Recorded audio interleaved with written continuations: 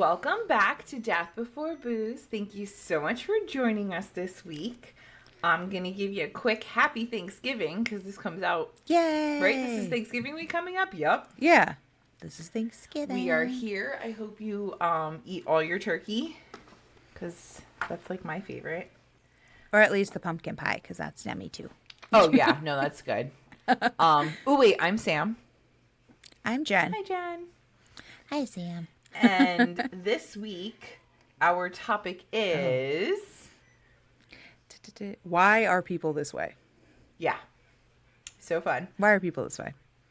I'm going to tell you, mine is unhinged. My story is unhinged. Like, okay. Half the time mine's terrible. So yeah, no.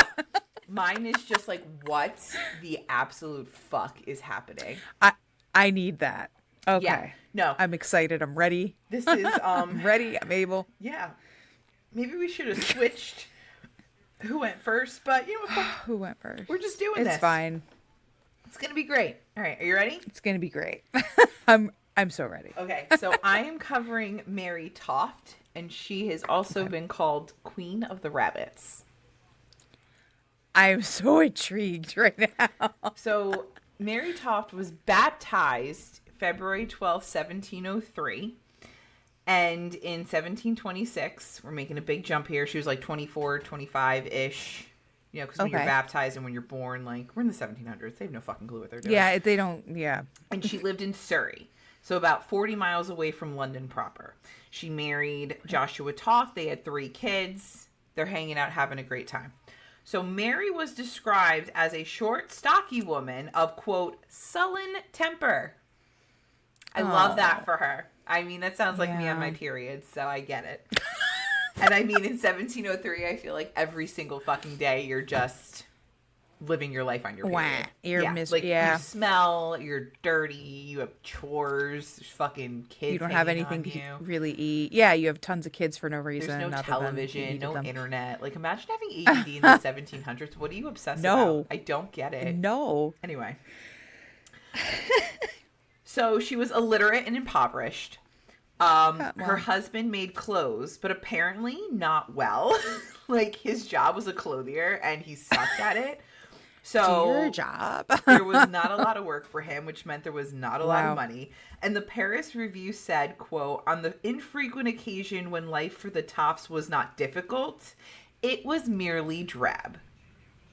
Oh. So they had a really fun time, you know, like... They had a really good time. Doing nothing and having nothing. And couldn't he have picked a different occupation then? Because, like, I feel like, you know, you just, like, go, I'm not good at this, so let's try something. I don't know. You would think. But no.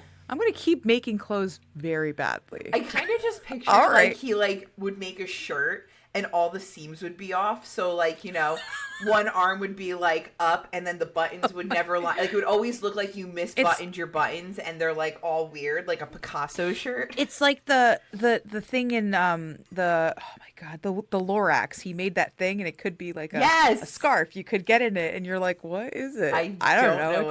It's a Sneed. Yeah, it's a Sneed. Everybody needs one. Oh, yeah, definitely. You're like, oh. It's like cool beans.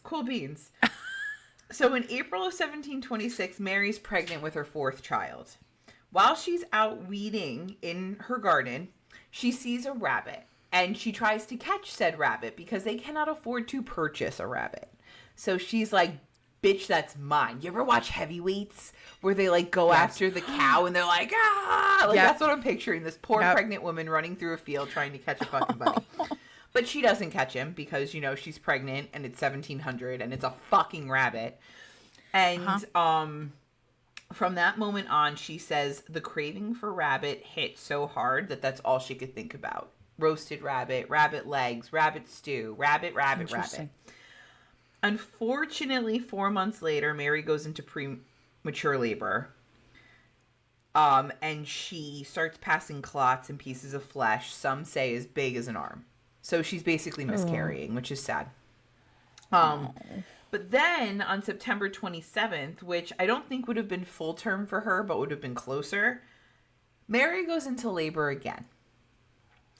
And again, super weird because she miscarried in April. So, like, why, how are we going back into labor? It's not like we can regenerate this kid. Right. So, a neighbor comes and witnesses the birth. But she doesn't birth a baby. She starts birthing animal parts. So, what? First, it was something that looked like a pig's bladder. Then, I'm so sorry, a cat's paw and a cat head. And afterward, what? Rabbits. Like multiple fucking rabbits. This is not real life. This is not. You're just... This kid... Okay. So... How do you just... I'm sorry. I'm stuck on this right now. Oh, girl, we got 6 more pages to be stuck on this. So, hold on. So now there's a local man midwife named John Howard. And the neighbor takes some of these pieces of flesh and sends it to him as specimens. And is like, look, dude, this bitch is popping random shit out of her cooch. And I don't know what the fuck is happening, but you need to come here and help. And at first, Howard's like, dude, what the fuck? What? What do you mean you're birthing rabbits? Explain yourself. And he's just like, okay, this woman's nuts. This is a prank. They're trying to get me to, like, come into this. Like, I'm not doing it. Thank you. But Mary then goes into labor again and births more pieces of rabbits. Yeah, not the whole rabbit. Not the whole rabbit. It's just pieces of rabbit. Jesus Christ. So the neighbor lady and Mary's mother-in-law write to him again and are like, dude, you need to get here. This bitch is birthing rabbits. Like, we're hopping mad. We need some help. Okay? So he finally is like, all right, I'll come and I'll look at this. So the next day, he leaves his house, which is, like, on the other side of town. So he's got to, like, get in the carriage and, like, do this whole thing. And he gets there, and they show him all these pieces of animals that have come out of this girl's cooch. And he examines her and is like, there's no signs of labor. This has to be bullshit. It must be done. So he's like, all right, I'm going to chill here for the night, but I'm deucing out tomorrow because you all are nuts. Okay. This is crazy. You all are crazy. Well, while he's there, Mary goes into labor again, appearing to give birth to several more animals. And now... But pieces, not the whole thing. It's not the whole thing. It's just pieces. It's just pieces. I think there were a couple full intact rabbits, but it was really just pieces. That's so fucking weird. So he didn't stay at the house. He wasn't actually there for the labor. He was, like, you know, at the local inn, tavern, whatever the fuck they call it. And he comes back the next day, and now there's more. And according to an account of November 9th, over the next few days, he, who is Howard, helped birth, like he was there now, helped birth 3 legs of a cat in color of tabby, 1 leg of a rabbit, the guts that seemed to be from a cat, and then there were 3 pieces from the cat. Like, the cat ate something. Okay. And when the cat ate whatever, it looked like there were 3 pieces of the backbone of an eel. I'm sorry? Yeah. So, Toft, you know, kept getting ill, going into quote-unquote labor, and would just keep delivering these pieces of animal. And now she's doing it in front of Howard. So Howard's like, dude, I don't know what the fuck is going on here. So he writes to all the medical professionals in London that he has had any contact with ever and is like, guys, help. I need some assistance. What does this mean? I'm getting all this stuff here. I don't know what's happening. I need to tap out. Somebody's got to come in here and do this. Help me. By this point, Mary had birthed the pieces of at least 11 dead rabbits, not counting the cats and the pigs and the everything else. She had enough rabbit parts to make 11 rabbits. And he's keeping them pickled in jars in his home study. Like, they're just on the wall. Here they are. Look at what I have. So, most of the people that Howard reached out to ignored him. They thought he was a quack. Like, he must have turned, he ate something bad, something's going wrong. But then word reached court. So, like, King George is now hearing rumblings and grumblings of a woman in Surrey giving birth to animals. Who's giving birth to rabbits. And King George is like, what the fuck? What the fuck?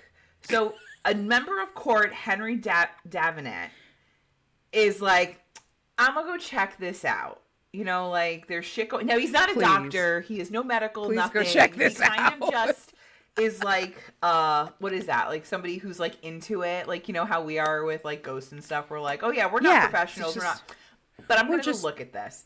We just like it. And so he's there like, it is. I'm going to go examine this. I'm tapping in. I'm going to Surrey.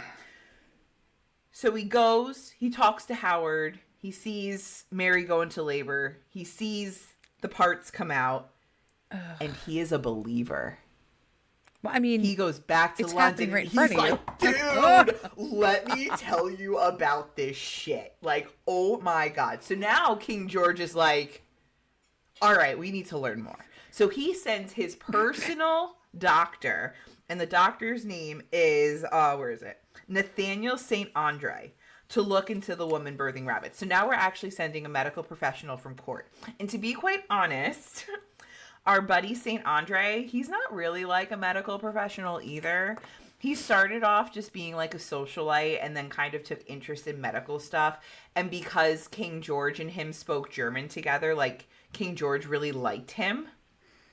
So he's like, you know enough to get by. You can be my doctor. Yeah. So that's how he became a doctor. Like, that's literally how he became a doctor. I mean, as you do. I mean, some of us go to medical school. Some of us just learn German and know how to set a broken bone. I mean, and yeah, makes sense. We're in 1726. And some of us just watch something enough and we're like, huh, I could do this. I mean, it's 1726. You really can't ask for much more. So, no.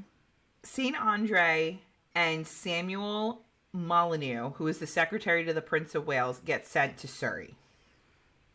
No, I'm sorry. Mary and Howard moved closer to London. I think they moved to Guildford. So now Andre and Molyneux go to Guildford on November 15th. And apparently they had impeccable timing, because within 2 hours of walking into the room where this woman is, you know, now living, she gave birth to the torso of a rabbit. Good. That's great. So St. Andre examines the rabbit. He checks if it had ever breathed air. So he places a piece of lung in water to see if it would float, which it did.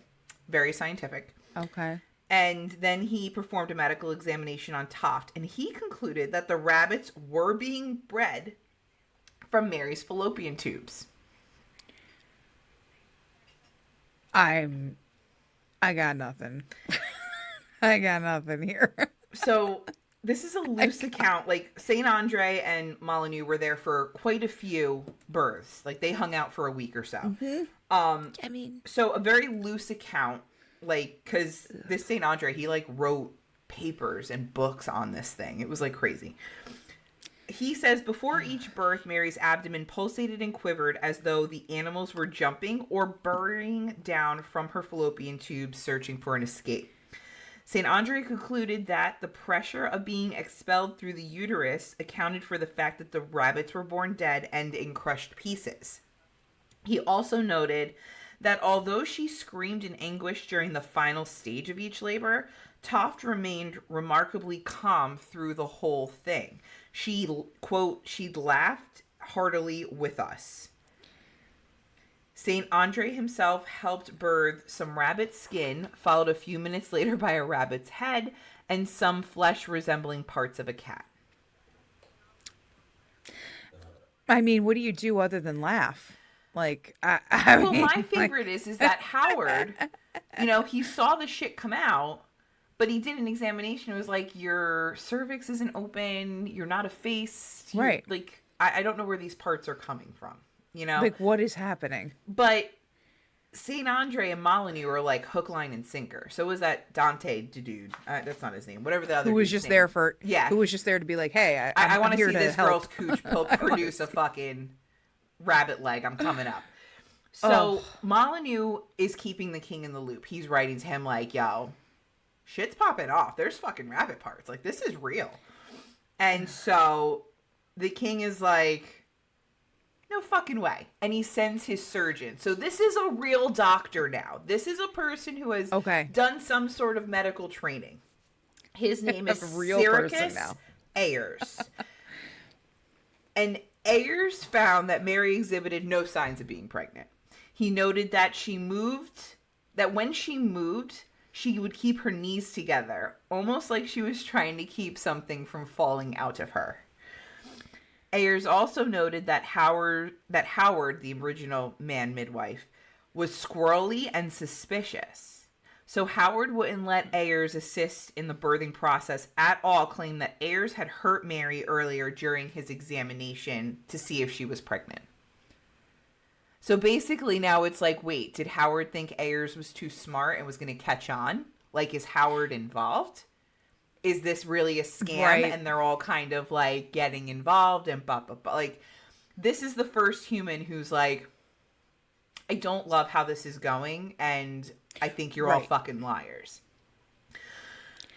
So Ayers is obviously convinced this is a hoax. He tells everybody, yo, I totally believe you that she's birthing out random pieces of dead rabbits. Like, this is totally happening.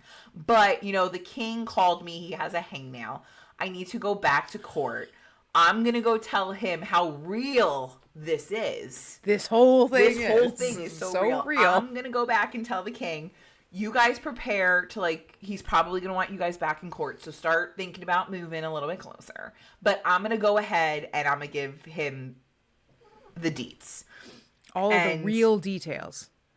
He gets back to real court things that are happening. And immediately looks at the king and goes, yo, this is bullshit. This is such bullshit. Like, I got a bridge to sell you if you believe this woman's birthing fucking rabbits. Like, this is so fake. So King George is, like, pissed.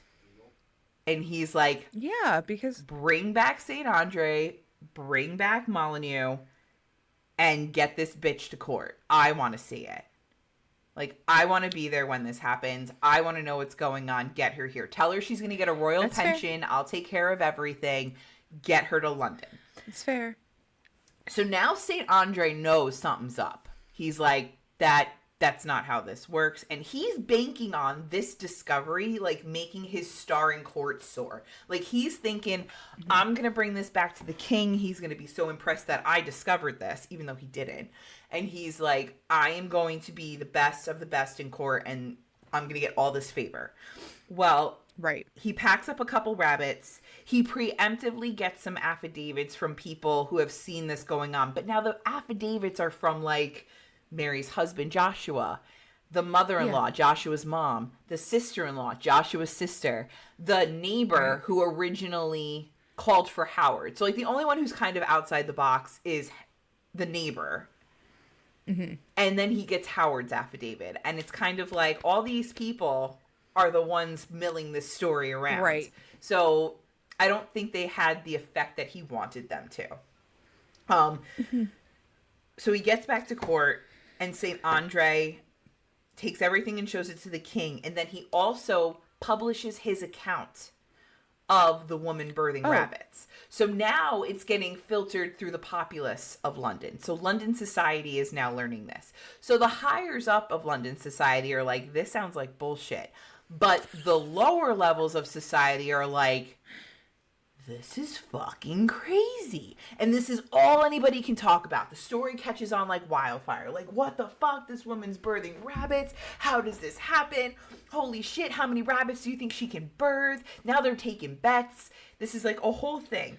And this time in London, the climate when it came to medical oddities, like, medicine is really just developing still.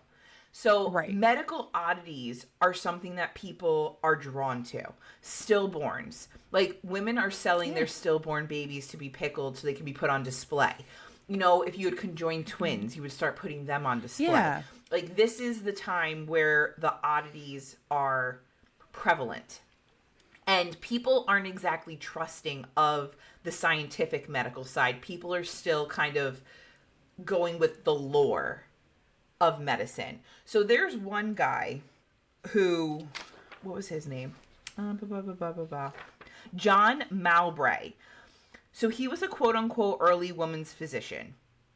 And he advised that women should not play with dogs, squirrels, or apes, because obviously apes were readily available in London.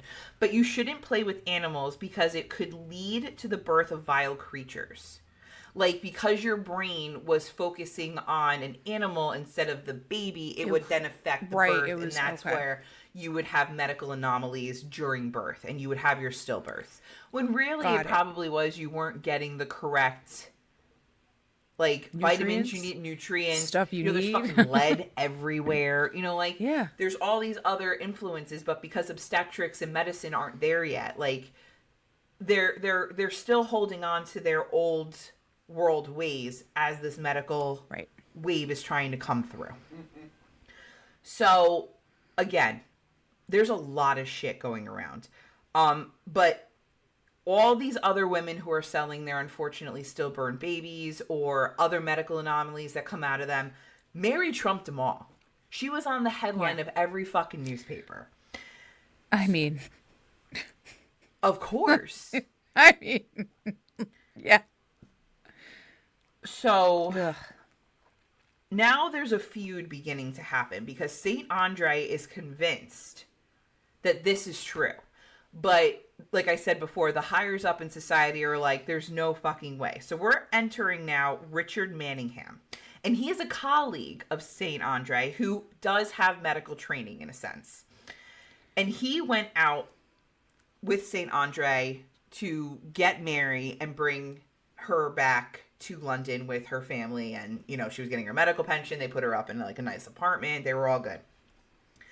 So when Manningham initially examines her, he was startled by several things. He sees that Toft has is slightly enlarged on the right side. So her abdomen is like swollen. Okay. Manningham also delivered what he thought was a hog's bladder from Mary. So St. Andre and Howard disagree with his identification. I don't know what they thought it was, but they're like, that's not a hog's bladder. That's, a piece of something. Clearly, it's a rabbit. But they're all like, dude, it smells like urine. So obviously it's a bladder of something. Right. And Manningham described the birth as the motion on the right side of her belly, which they'd called leaping up of the rabbit. So like as she's going into her quote unquote labor, like this is what's going on. Her stomach starts to move, particularly on its right side. Her face flushes, her pulse quickens, and her uterus doesn't open. Like they're down there and the uterus isn't opening for this. Then suddenly Mary's condition takes an alarming turn. She has convulsions. Quote, convulsions which I never before observed in her, with frequent contraction of her fingers, rolling of her eyes, and great riflings of her stomach and belly. During the fit, she would often make a whining noise and at intervals be more than ordinary faint. So like she's passing out in the middle of all this. And this seizure-like activity lasted for about 2 hours. At one point, Manningham could not detect a pulse, so they thought she was dead. Then that quickly subsided and Mary was fine. Like nothing fucking happened. So she goes to sleep. The next morning she wakes up and apparently has no memory of the incident from the day before and does not remember birthing any rabbits or any parts of rabbits. So this guy's like, this is fucked. Whatever's going on is not right, but medically this is not a thing. Like, yeah, that's, So, this guy, Manningham, is trying to scientifically be like, I'm with Ayers. She's not giving birth. Like, there's nothing showing she's giving birth. But what I think is happening is that from having all of these dead animals inside of her rotting, she's starting to go septic in a way. Like, part of her, like, putting them up there and leaving them up there for a time to birth them out is causing her to become septic and get... So he's suggesting that she's shoving them up there. Yes. Oh, God. But this is where the wrench gets thrown in the story for poor Mary. So Thomas Oslo, he's a baron. He's, part of court too. He takes it upon himself as all these doctors are doing their doctor shit. He's going to investigate the family. Because now they're all in London. So you can watch them. They're under the microscope too. And they're stupid and they don't realize this. They're stupid. So he learned that Joshua, the husband, had been purchasing young rabbits and chasing down cats in his spare time. Oh, like you do. Like you do. So he brings this up to Manningham and is like, cool, thanks for that information. Magically, that same day, later in the day, but the same day that Oslo, gives this information over to Manningham, a porter who's working in the building that they're keeping the apartment for Mary and her family, this guy's name is Thomas Howard. No relation to the Dr. Man-Wife human Howard. But he comes forward and claims that Joshua's sister tried to bribe him to bring pieces of rabbit from the butcher to Mary's quarters at night when nobody was around. So this is where I'm picturing Manningham getting like that Jafar smile, like, I fucking got her. Like, I know it's the street rat. I figured it out. He's got the genie. Like, this is where it all comes together. So Manningham confronts Mary. He has a justice of the peace and some other high-to-dos from court. They all go to see her, and he's like, dude, I know you're fucking lying. I have all this evidence. What's going on? And she's like, nothing. I'm birthing rabbits. And he's like, bitch, please. You're not birthing rabbits. So the third time, like, she's starting to sweat, she's starting to break, and the third time he goes, look, you have one more chance to come clean, or I'm going to drag you in front of King George, and he's going to just make a decision about you. Oh. What the fuck is going on? Tell me the truth. And she breaks. She's crying. She's wailing. She's begging for forgiveness. She confesses that following her miscarriage, while her cervix permitted access, an accomplice, she wouldn't say who, inserted said parts into her womb. So the claw and body of the cat and the head of a rabbit. They also invented the story I told you before about Toft claiming she saw the rabbit and chased it down and just needed rabbits. Because that fell into line with that Mulberry guy's story of if you think about an animal, you're going to birth a fucking animal. They invented that, and then later births, she would basically take the parts of the animal and shove them up her vagina and wait until the proper time, and she would birth them out. So now the story's out. The press is having a field day. St. Andre immediately fell from grace. His wife, who had been a lady's maid to the queen, immediately gets fired. So they're laughed out of court, and they basically have to live on. So St. Andre was not he was kind of a socialite, but didn't have his own money. He was really living off the laurels of his wife and his good grace with the king. So basically, they weren't impoverished, but they fell really hard. And they just lived off whatever his wife's inheritance was for the rest of time until they died. So he was just done. In the court of public opinion, Mary was a piece of shit. Because, who the fuck is this bitch who's our level and thinking she's going to rise up and make money because she did this with rabbits? And for some reason at this time, the fall from grace was huge in the papers, and people loved, nobody wanted to see the good story of the person coming up and getting better. That's not what they wanted. You still don't want that. We still want the tea and the terrible shit. You're down here with us. Get back in line. So for them, this was perfect justice, and the people are eating it up. So on January 7th in 1727, John Howard and Mary Toft appear before the bench. Howard was fined £800 because, he was the quote-unquote doctor, the midwife who spread this and kept pushing it. And they found that he was probably the human inserting the shit into her vagina. So he's fined £800, which today would be £302. So in US dollars, that's $188,335.91. A lot. So he pays it and goes back to working his life in the countryside of Surrey and is like, I'm not getting involved anymore. Mary walked away with nothing. Mm-hmm. So she didn't get any sort of sentencing. They kind of just let her go, which I feel is very lenient. They didn't fine her at all. Her and her family gained nothing from this scam, so they didn't actually make money on the story either because they never sold it properly. St. Andre did, Mm-hmm. And she went back to Surrey and in 2 years later, had another daughter. So now she's up to her 4 kids. She died in 1763, and her obituary ran in London newspapers alongside the aristocrats. And that is the story of Mary Toft, Queen of the Rabbits. Interesting.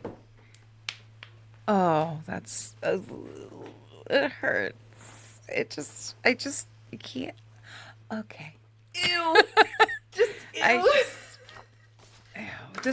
I feel like that's going to cause more medical problems because they're shoving dead thing. You know what? Well, yeah, she started to go septic. Like her stomach. I'm not going to think about it. I was like, think about it.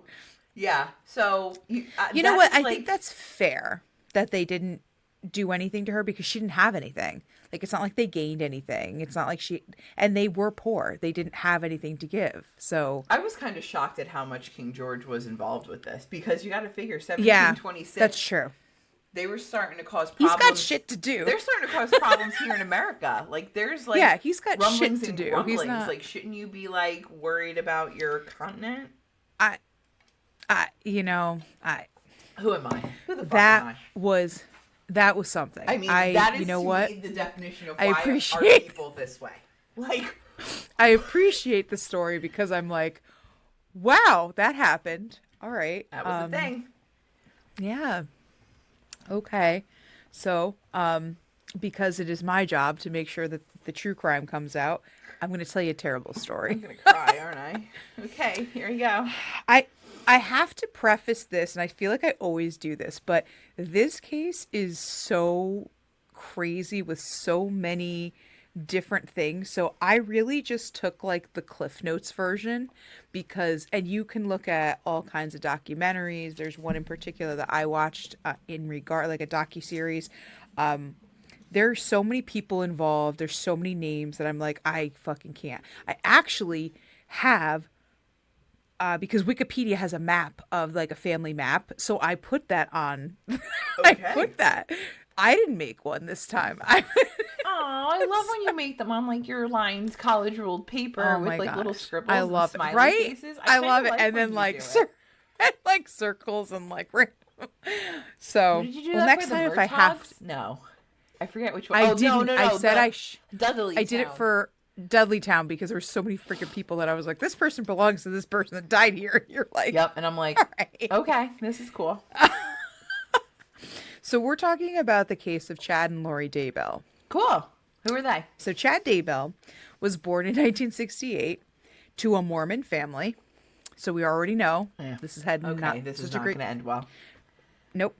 He was accepted into Brigham Young University. Shocker. And 1 year later, he decided he was going to be a missionary. I am shocked. He graduated with his bachelor's in journalism. He married Tammy Douglas, and they had 5 kids. Perfect. Wonderful. Sounds like a Mormon thing. Well, eventually he got to a point, he was working as a copy editor. He was working as a grave digger at one point too. He was like, you know what? I really feel a connection to Jesus. And so this is where cults start. And this is where his little spot with religion started. We're going to start checking boxes. Is that what we're doing now? Checking the boxes? Yep, we're checking the boxes of, is this a cult? So here we are. Okay. If you're playing along. So he found an audience of people who were concerned with the second coming of Jesus.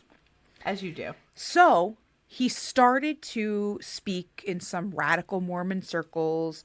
He wrote novels about the second coming and all kinds of things on his theories.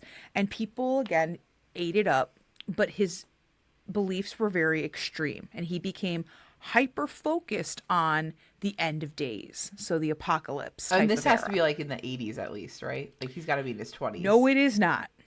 Oh, it is not. It is in the 2000s. Get so 2000... the fuck out! Did this bitch have a blog? Tell me he had a blog. He definitely you know what? had a Probably. blog. I didn't look at it. Yeah. What was that when we were in high school? Zanga? No, that wasn't what it was called. Remember? LiveJournal. LiveJournal. Yes. LiveJournal. Yes. Yeah.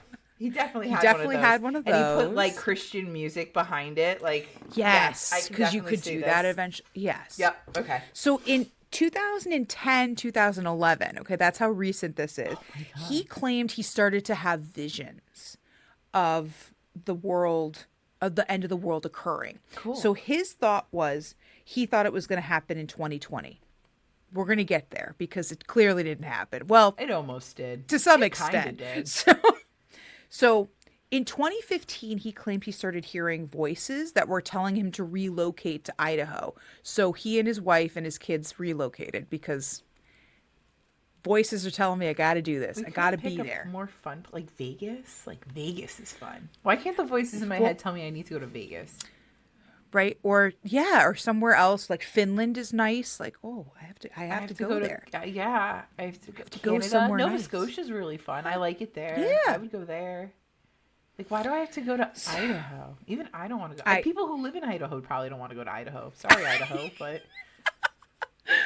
So now we get to Lori because she's the other side. So Lori Ryan Vallow Daybell. She's got a little bit of an extension of name. She was born in 1973 in California, also to a Mormon family. Mm-hmm. She got married in 92, got divorced, got married again in 95, where she had her son Colby, got divorced. I like that name. It's like cheese. Yeah. Married again in 2001. She going for Elizabeth Taylor status? What are we doing here? Yeah, this is... So her husband at the time adopted Colby, and they had Tylee, their daughter. Okay. Then they got divorced in 2005. So she's like hitting it really high at this point. Is she at least making money on these weddings? We got to make sure, like, I don't really even know, but I think the first one was when like it was right out of high school. It was like a high school sweetheart situation, and then eventually kind of faded out. So in 2006, she got married again. So, we're on husband number 4 at this point? 4 or 5. Charles Vallow. Okay. And they ended up adopting his grandnephew, JJ, in 2013.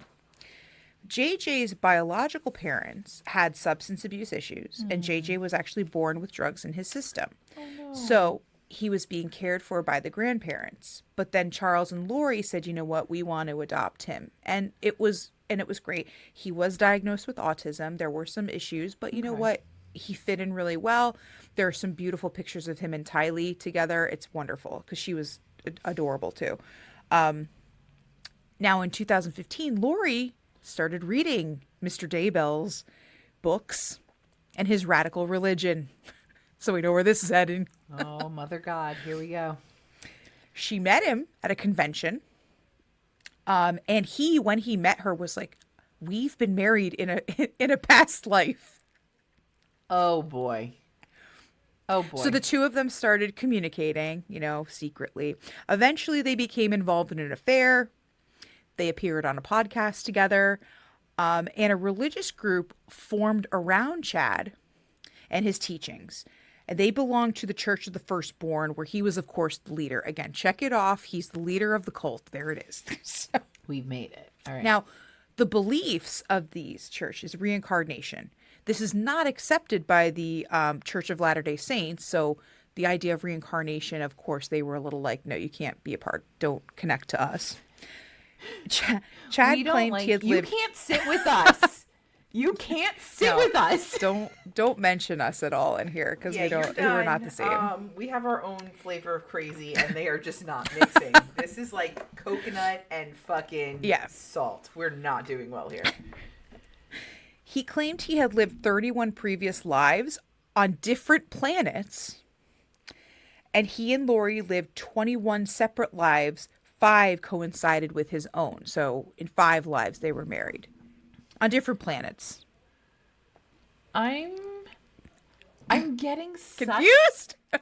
Yes, obviously. I mean, it's like a mix of that Mother God cult and the cult with the with the Nikes. Remember they all like, oh, what was that one? They have that horrible website.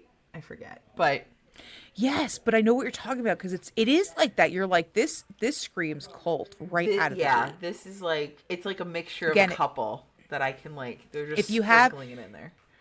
If you have the cult checklist, this is probably we've already checked off at least 3 different boxes. What bingo box are who is bingo? If you're playing along, right, exactly. You're playing the game. We should make a cult checklist and see and be like, all right, next episode we're doing cults. There's one out there somewhere. Play along. Google it. We're gonna make a drinking game that goes with our episodes now. I think that would be great. That'd be great. Is it a cult? Is it a cult? Is it an alien? Is it an owl? We're gonna. I got it. Yeah. I'll work on it.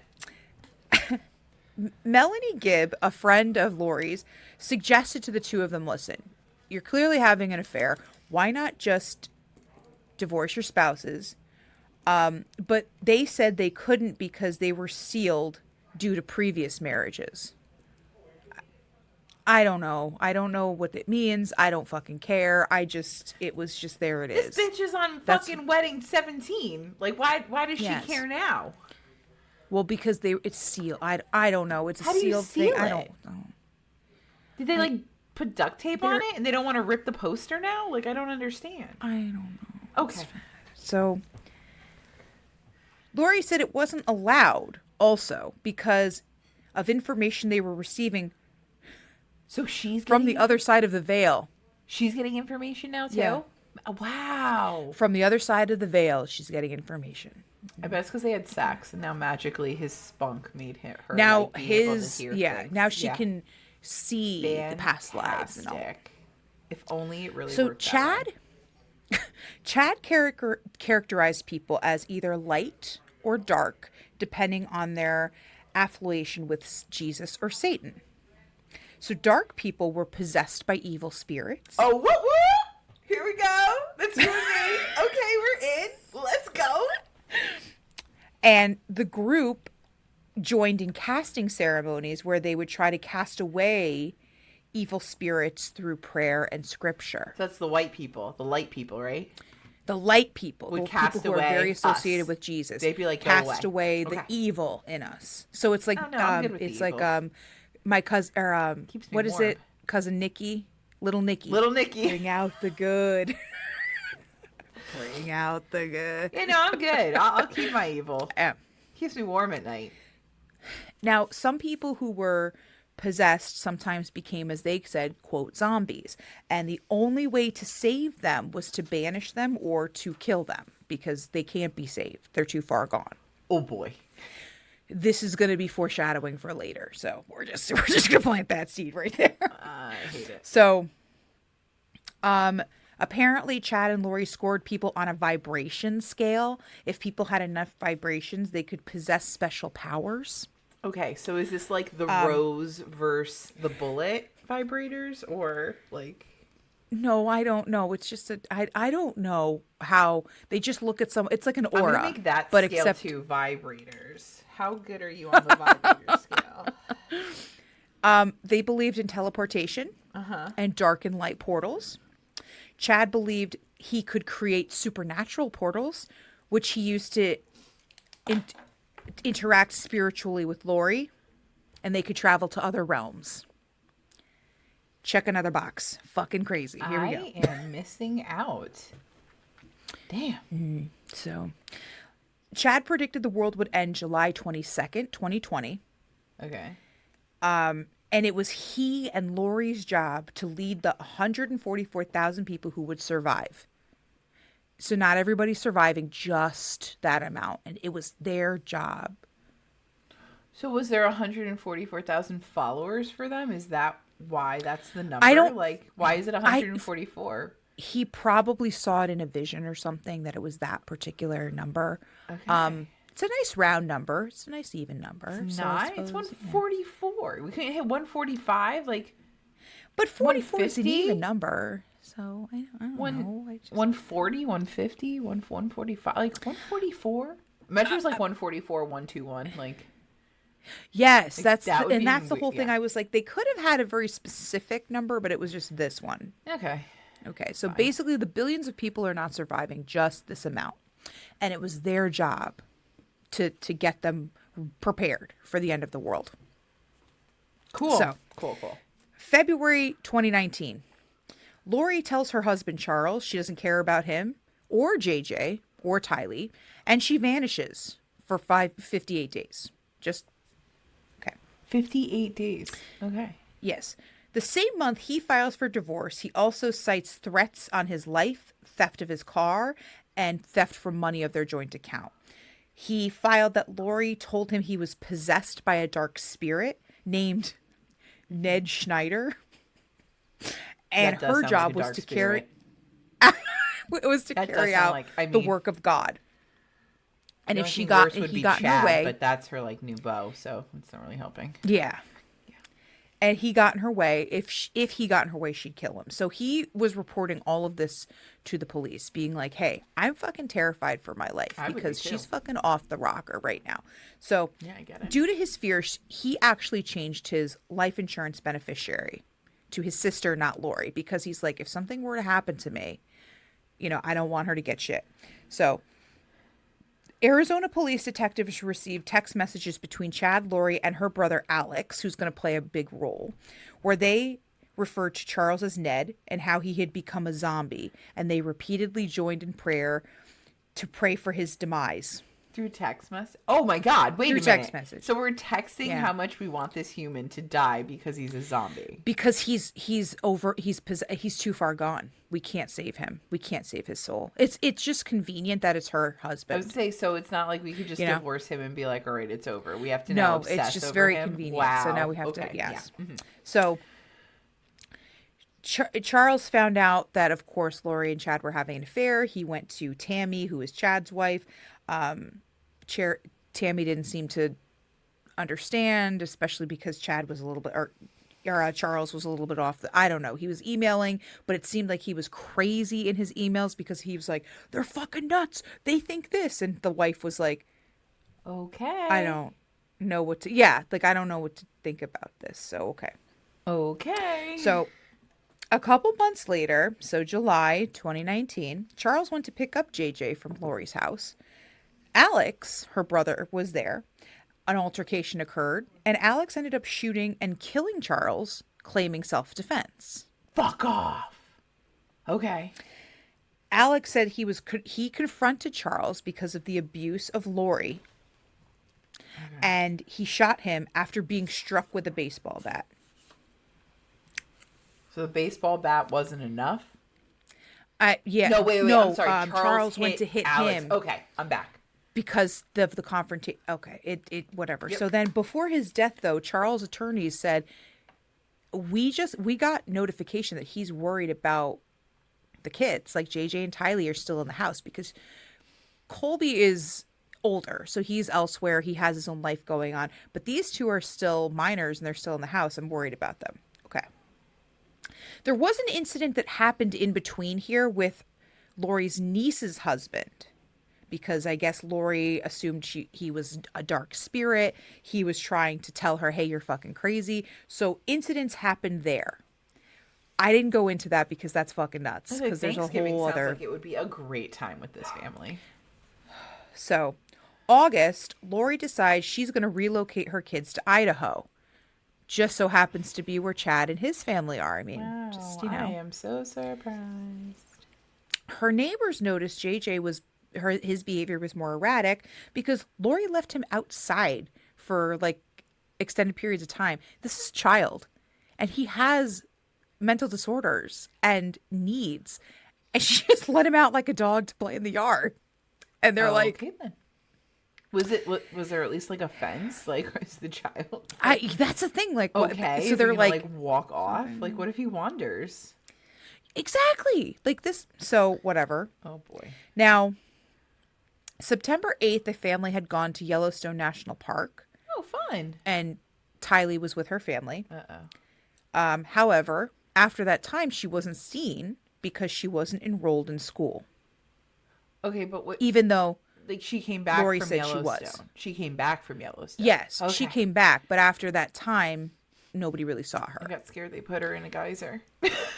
No, I wouldn't be surprised with this particular family, but like, I know.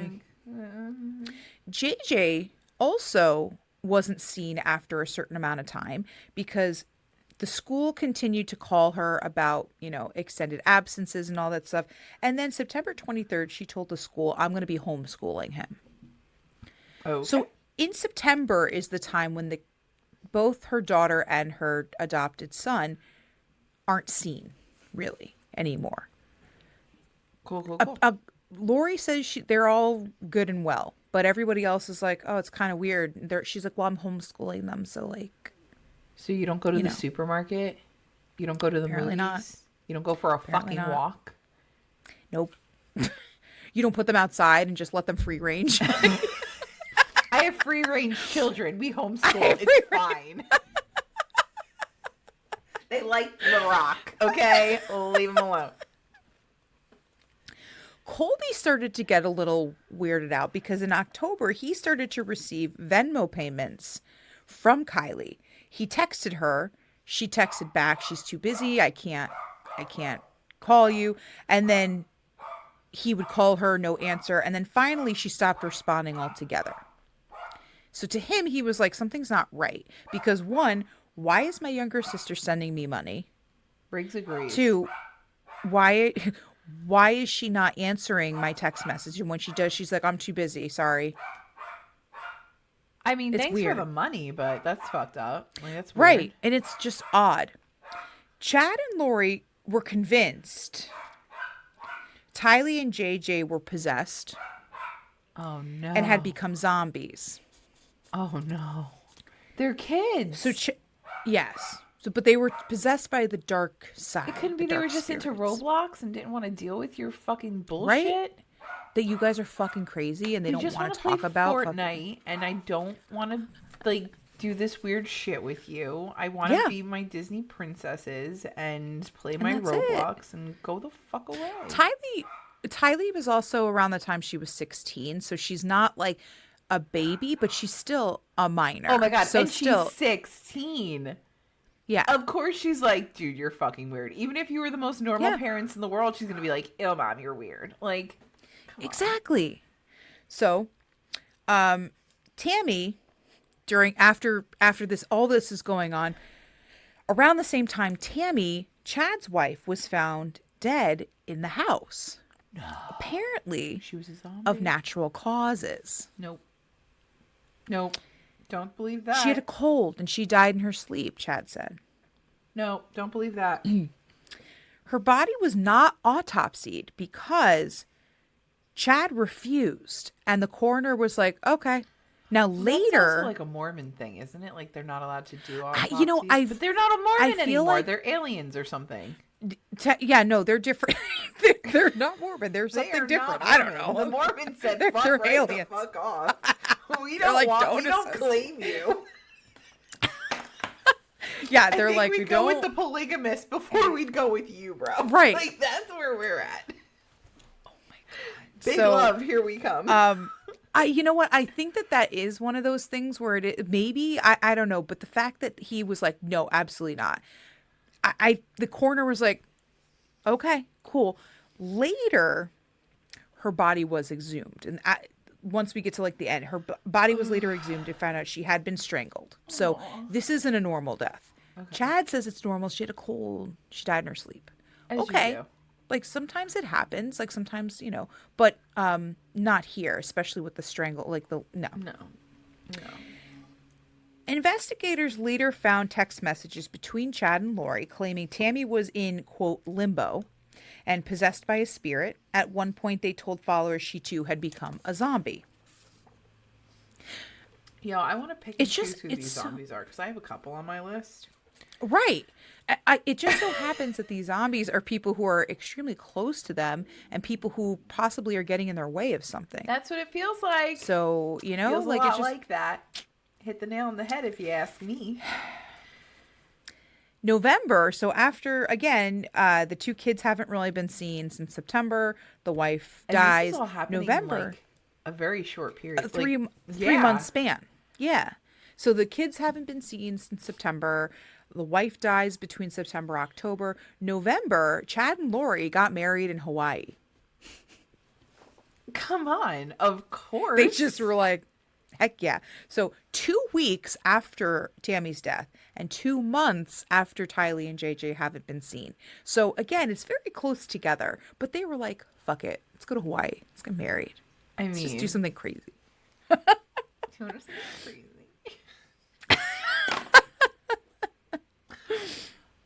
I'm a god and I can hear people in my head and they told me to go move to Idaho, but I can't marry you now because I'm already married and it's been sealed. But let's kill them off because then we can get married and it's unsealed and then we can get married in Hawaii and like make like a Sarah Marshall movie. I love this.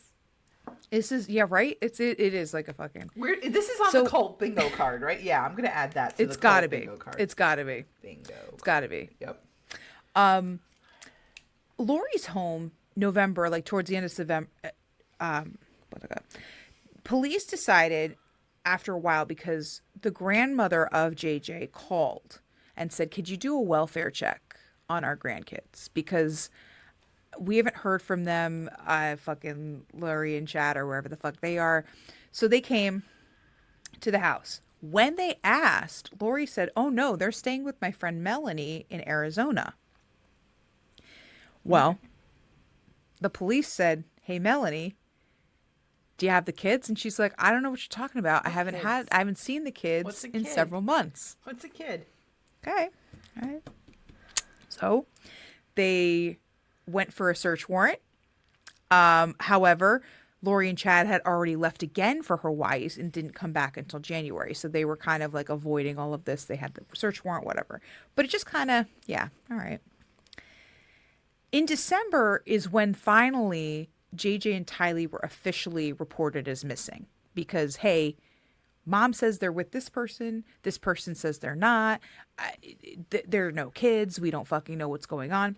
So the investigators also started to link Tammy's death to the kids' disappearance because they're like, lots of stuff has happened in the past couple months. I don't think it's so odd to team everything together. So they were located in January 2020. They were served with a court order where Lori had to physically produce the kids in 5 days. The car was seized. They searched the townhouse. They found Tylee's debit card and JJ's iPad. And when they asked about this, Chad and Lori were like, I don't know what you're talking about. They found a storage locker containing Tylee and JJ's belongings. There was a large freezer in the corner that was plugged in, and then we found.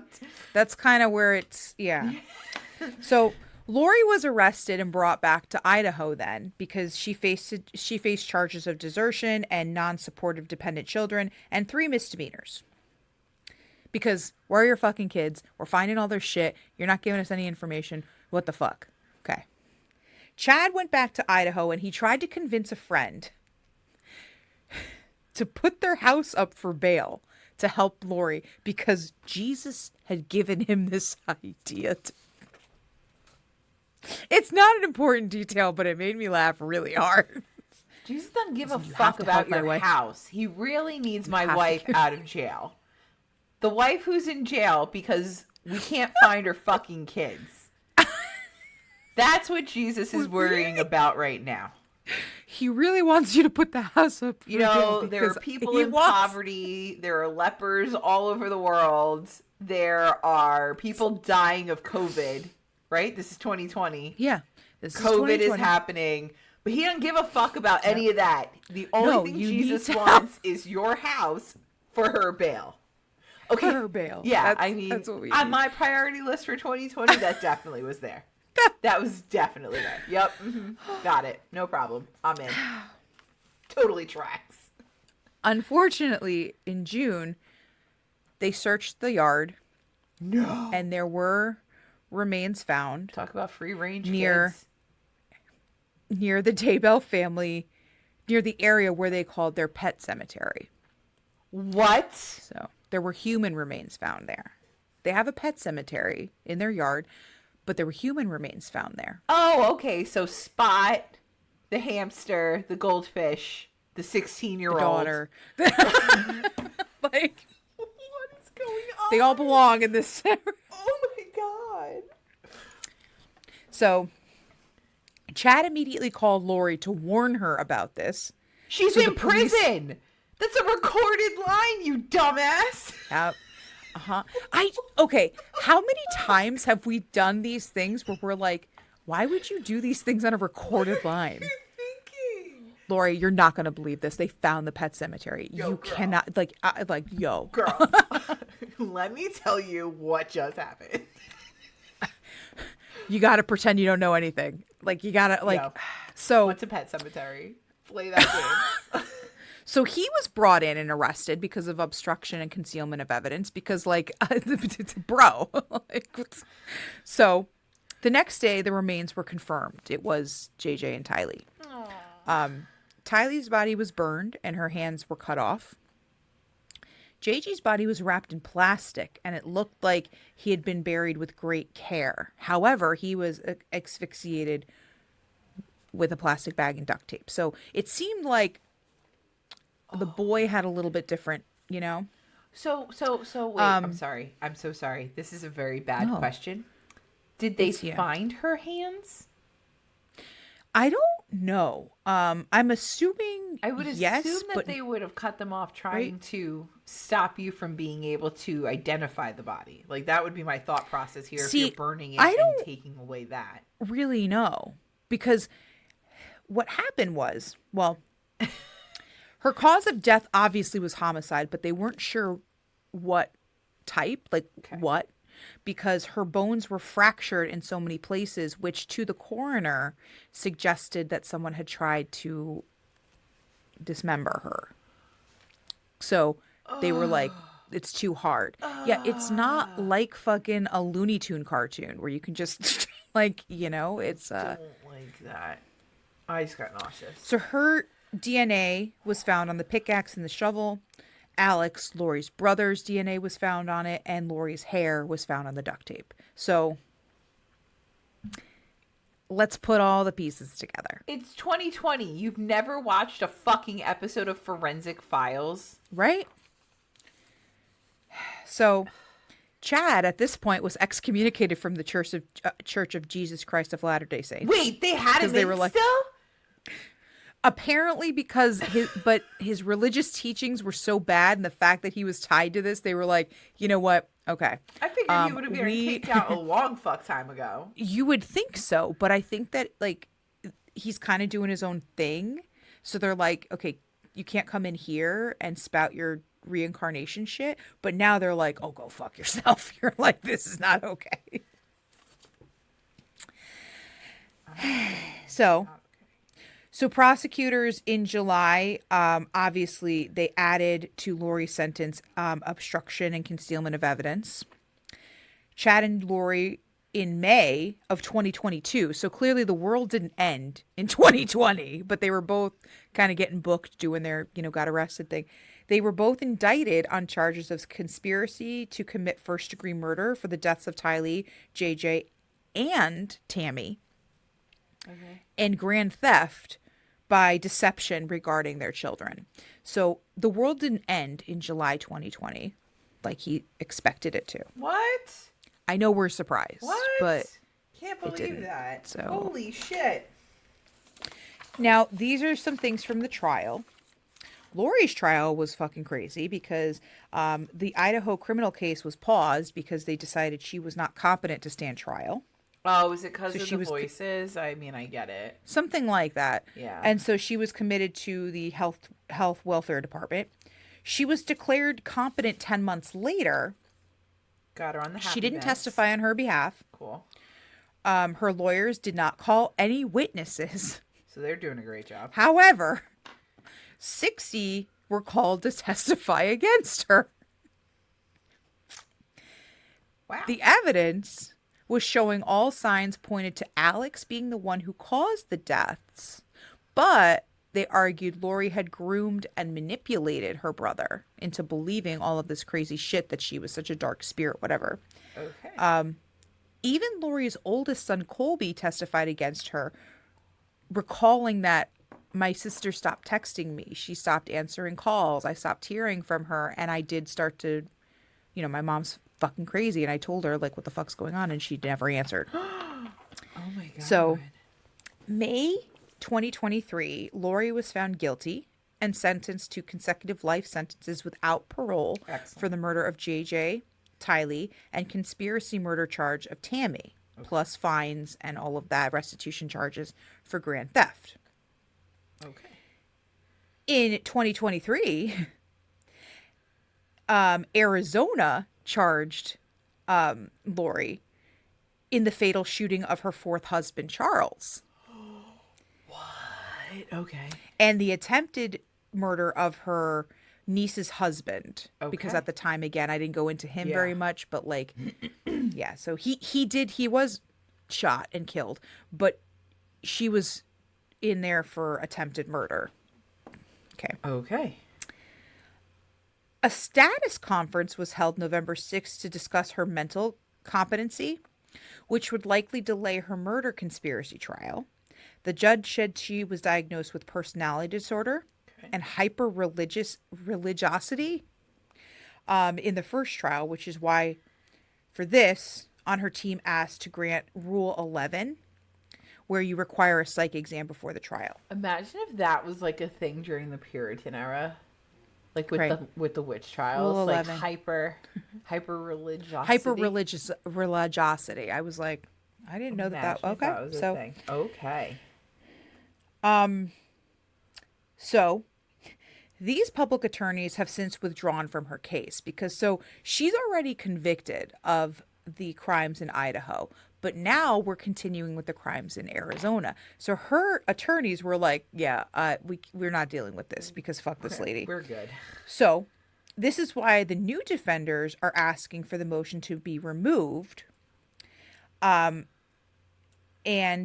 told, Vallo's new lawyers told the lengthy conversation where she does not feel like she needs Rule 11. So she spoke with another attorney who says, I don't think I need the Rule 11, which is you need a psych exam before trial. I don't need it. Oh, girl, fine. You need it.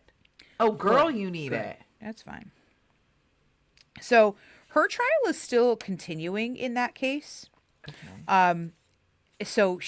But again, she's away for life in Idaho. It's just a matter of now, is she going to be convicted for her technically husband's murder, and the murder of her niece's husband. Yeah. So now Chad, on the other hand, his trial was a little bit later. So in April 2024, so this year. Oh, wow. He didn't take the stand for his trial. Okay. It was argued he was using religious justification to the murders, although defense argued Lori had manipulated him. Again, she got put away before him, so they can be like, well, look at her. She was fucking crazy. So. Yeah. But in May, he was found guilty of first-degree murder and conspiracy in the deaths of Tammy, Tylee, and JJ, plus the grand theft and all of that. So he is sentenced to death. Yeah, how did it come when he got death and the other one didn't? You know what I mean? Like, she got, like, hit with all those other things. There was a lot of, like, I know I was reading up on this case way before I decided to go into it like this. And there was a lot of conspiracy with, like, people being like, why didn't she get that? Like, why is the death penalty taken off the table for her? And I don't know why they decided, but... so he's sentenced to death, but 15 years of insurance fraud too. So like add that to the death sentence. I'm sure he's going to fucking like. Wow. Yeah. Okay. So since then, Colby, her oldest son, has created a podcast called Scar Wars Podcast, where he discusses this case because of, with his mother and all that. One episode, he put a recorded phone call he had with his mother where he asked point blank about Tylee and JJ. She told her son that Tylee was responsible for JJ's death and that after killing her brother, Tylee took her own life. Oh yeah, because which it's is really easy to it's kill not yourself, consistent, cut off your own hands, and then burn cut yourself. off your own limbs. Yeah, exactly. No, I mean, so come on, we could do that tomorrow. I mean, so Lori also continues to embrace the controversial religious beliefs that include demonic possession and an insistence that she met with Jesus at a Mormon temple. Cool. To which she says, I again took this quote out because I just wanted to quote, "When you have a visit from Jesus, a personal visit, and you will have a personal visit from Lucifer. You will have a personal visit from Lucifer. Jesus gave me a job, and Lucifer has done every single thing to get me to take my own life, because if I leave here, I cannot do my job for Jesus." What? This is recent too, so it's not like this is like at the beginning. She literally had this conversation on this podcast with her son because he recorded the phone call and he played it. I met Jesus. Jesus told me to do X, and then Lucifer came in and said, or has been trying to get me to kill myself so I can't do X. That's what she's saying? Yes. That's what she's saying. Because whenever you have a visit from Jesus, you have a visit from Lucifer, who is trying to get you off that path. As far as I understand it. I mean, just for shits and giggles, to reiterate, they found her competent to stand trial. She said she didn't need a Rule 11. But for her other trial, it took 10 months, but they found her competent. Did she stop taking her meds when she saw Jesus? Is that what happened? I mean, if you believe in Jesus, please. Oh my God, I'm not making fun of the Jesus part of this. Like, don't take it that way. No, this is not how we're not doing it that way. No, and I know it's coming off that way, and I don't mean it to. It's just how. Especially, like, again, if you go to church and you do the things and you're like, I pray and all that stuff. Yeah. This woman said she met with a physical, like, apparition of Jesus Christ at a Mormon temple. What did that mean? And he's trying to get her to do a job. Happened? Apparently, her job was to get these 144,000 people to prepare for the apocalypse, which didn't happen. So, do we know how many people are actually following them? I think I asked this before, but I don't remember if I asked. I don't know. I'm pretty sure. I'm not really sure, but it might have been that many. But honestly, I don't think that many people in the area. Maybe because they had a podcast. He wrote a lot of books. Like, his books are on Amazon. You can buy them. Like, don't go buy them. Don't buy them. Don't go buy them. Don't buy them. No. I can't. You can. I can't do it. Tell you that you're going to have a good time if you read them. So go listen to Colby's podcast, not their old podcast. Yes. Do not give them money. Do not do it. I didn't even know what theirs was called. Who cares? To be honest. Fuck that shit. But his is a lot of what he talked about, because during the docuseries that I was watching, it's ID. It's called Doomsday: The Missing Children. Oh my God, I've heard of that. I swear to God, I've heard of that. Netflix, Sins of Our Mother. Either one. Isn't that one newer? That one just came out recently in the past 6 months, right? That's the one I watched. Okay. That's the one I watched. Colby is interviewed quite heavily, and he expresses how he watched his mom go from this person who was like completely just normal. She was mom. Yeah, sure. She had a lot of divorces. She did a lot, like, whatever, but she was mom. And then all of a sudden after this turned into like, what are you doing? Like, what's happening? And it was a phase that didn't go away. And for him, he was very connected to his sister and his brother. So while this is all happening, he's like, I have no idea what's going on. And then there were accounts where mom was talking about his wife and like the fact that she could be a dark spirit. And that's kind of when he was like, I'm out. We're not coming to Christmas dinner anymore because like, and it's very bad. But she still wants to be in Colby's life. And she does help other women who are on death row to cope with their situations. But do you really I think it's very hard. Religious advisor? Right. Fuck off. And listening to Colby's his interviews on the docuseries, I think he's so torn because he's like, I know what mom used to be. Yeah.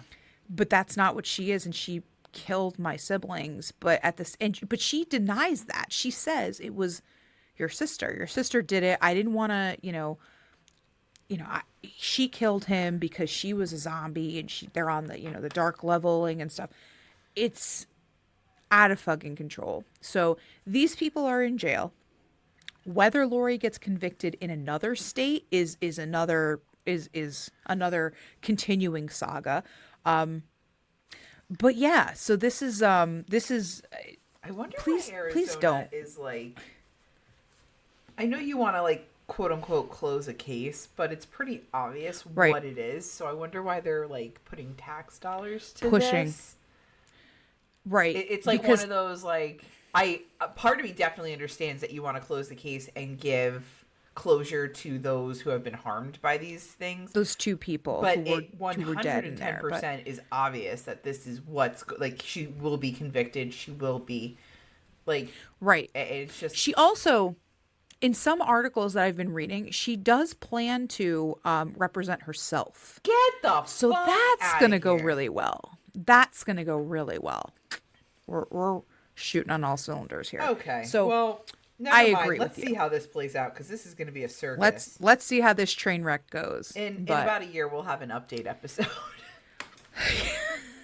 Wow.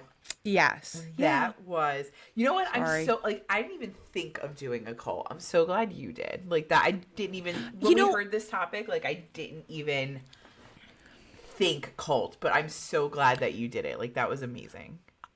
I immediately went with this because I literally was like, this is nothing I've like, you went over the person of God or whatever you did for the Mother cults. God. Yeah. Mother is God. Love, Mother God. Yeah. And you're like, okay. But then this is like the doomsday cult. Yeah. And there's a ton of those. And I'm like, yeah, this is what? It didn't end. Yeah, no. Yeah, no, we're still here. We're still kicking. We're still here. I mean, global warming's definitely going to get us. But it could be worse. It could be worse, I suppose. I mean, it's going to get worse. A couple weeks. But you know what? We're just going to stay positive and happy. And everything. And the world didn't end. You know, like, here's my question. Because it's something I've learned through your case was... I don't even want to think about how you would... I don't even want to think about it. I don't even want to think about how you shove things up there. Or how someone else did it for you. But my question is, for people who are like doomsday type of people, what do you think is going to happen that day? Like, is all of a sudden, like, we're just going to... lights go out? You know, like, evaporate? Or, like, what's happening? Like, I think that's... And then here's... what I'd like to know. So... I watched American Horror Story. There's one where I think it's called Apocalypse. Like that might be the one that I'm thinking of. It's the Apocalypse one. And I watched it and I immediately said to Ken, we need to lead line the basement. Because that's going to do something. And he looked at me and went, no. And I'm like, but if they get New York, we are within the radius of like fallout. Like we're done. Right. And he's like, well then we're done. And I'm like, and he's going, Sam, even if we lead line the basement, how the fuck long are we going to be able to live in the basement without water, without food? How are we fitting all this shit in the basement? How are we doing? Now he's coming up with like these things. And I'm like, I don't know, Ken, but I don't want to die in the apocalypse. And he's like, what are you living for if there is an apocalypse? Like, that's where he's coming from. And I'm like, you know what? That's really fair. Good, like, it's fair. Like, I get it, but I don't. I wouldn't last long.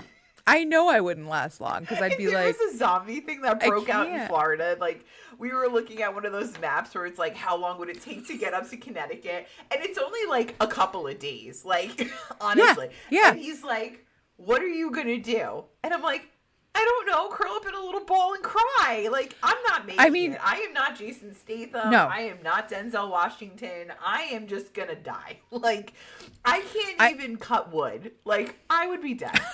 Like I can't even make a fire. It took me 3 hours once the power to goes get a out, fire we're fucked. in my fucking wood-burning stove the other day. If my phone battery dies, we're all dead. Like, we're fucked. What am I going to do?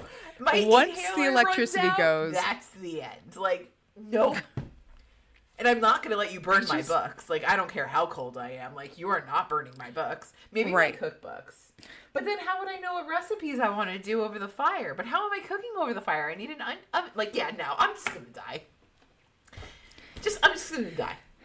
I'll be the person, like, that shows up to, like you know, kind of hoard everything at, like, the grocery stores, but too late. So I'll be like, dude, can't we here's you know how they have, like, blizzard parties? Let's just have an apocalypse party, get really drunk, and black out and just be dead. Like, I'm okay with that. I would go out that way. Honestly, I think that'd be the best way. Yeah, if I'm not going out from petting something I shouldn't or running to get my cookies and clothesline myself, I feel the best way for me to go is blackout drunk.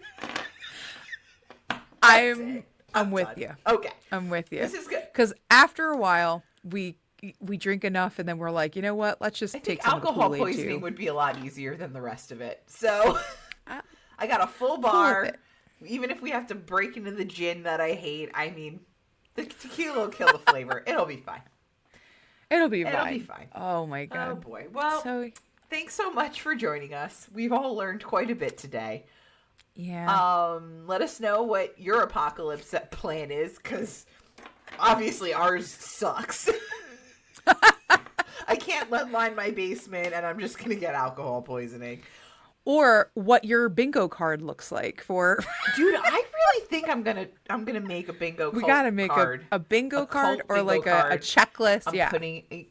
Keep your eyes out on social media. I kind of want to. I'm inspired. And we can play. We can play. Next time we do cults, we'll do a cult 2.0. This. I'm going to add that to the Whoever list. gets bingo first, like, fucking put it in the comments immediately, and then we'll send you a sticker. And then we'll do something. Cult we'll send you a sticker. We'll send you something. Yeah. Oh, my God. All right. Well, thanks so much for listening. Make sure you're joining us on all of our socials. Tell us if there's something you want us to, like, cover, like a topic or something. If you're all caught up and want to hear more of our bullshit, join us on Patreon. Subscriptions start at $5 a month. Not that crazy. Totally get it if you can't afford it, because life is hard right now. If you want to buy some merch, go to our website, deathbeforebooze.com, and click merch. Any sort of, what are those called? If you want to see our pictures from today's episode and our references, that's all on our website. Other than that, I know there's more I'm supposed to say, but I don't remember. I just hope you guys have the safest, happiest Thanksgiving. Have fun with your families. I know it's going to be hard for some people, but take a deep breath, do a shot of tequila, and we're all going to make it through. We love you guys so much. We're thankful for you, and we can't wait to see you next week. Yeah, it'll be fun. All right. Love you guys. Stay spooky.